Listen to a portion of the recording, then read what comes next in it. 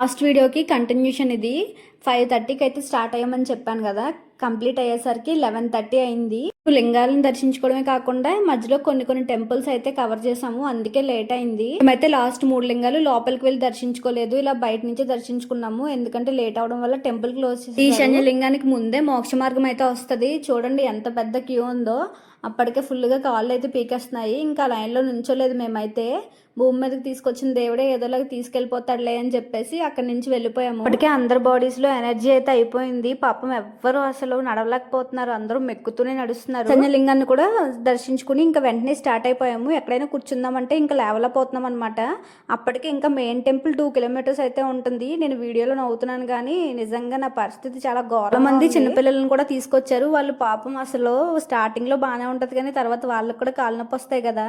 మంది అయితే లింగాలను దర్శించుకుని ఆటో మాట్లాడుకుని వెళ్ళిపోతున్నారు ఇంకా నడవలేక. అప్పటికే ఫుల్గా గాలి అయితే స్టార్ట్ అయిపోయింది, వర్షం వచ్చేలా ఉందనమాట.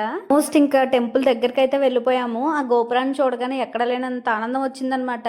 మనం రాజగోపురం దగ్గర దీపం వెలిగించుకుని ప్రదక్షిణ స్టార్ట్ చేసి మళ్ళీ అక్కడికి వచ్చే ప్రదక్షిణ ఎండ్ చేయాలి. అలా అయితేనే కంప్లీట్ అయినట్టు, లేదంటే ఇన్కంప్లీటే.